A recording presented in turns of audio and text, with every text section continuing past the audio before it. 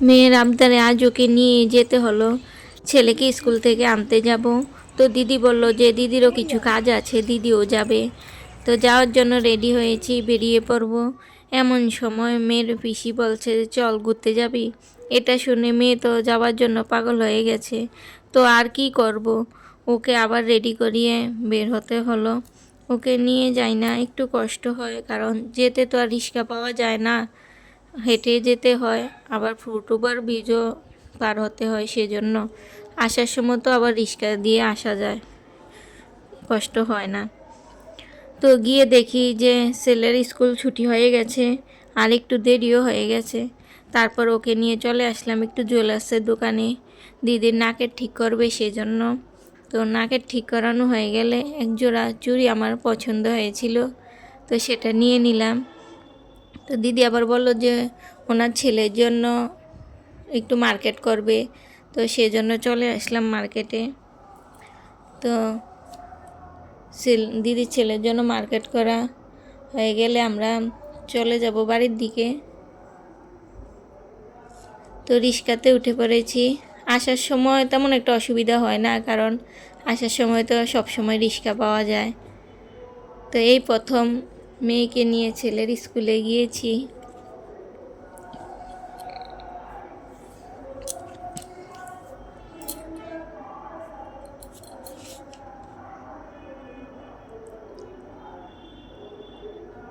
তো চলে আসলাম বাড়িতে।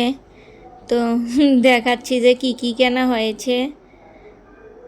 তো আমার হাতের চুড়িগুলো কিনেছি,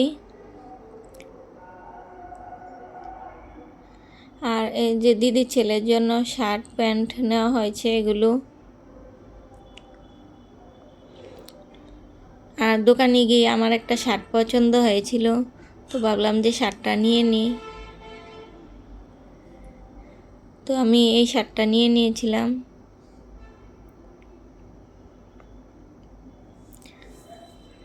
আর ওদের পিসি ওদের জন্য চিপস আইসক্রিম কিনে দিয়েছে। তো মেয়ে বসে বসে এখানে মজা করে কাপ আইসক্রিম খাচ্ছে। আর আমাদের জন্য এনেছিলাম সিঙ্গারা। তো আমরা সবাই মিলে বসে বসে সিঙ্গারা খাচ্ছিলাম।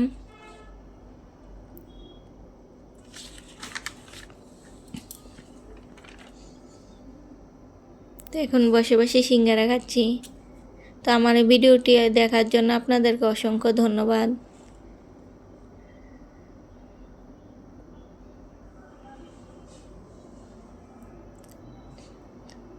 তো বাই, ভালো থাকবেন সবাই।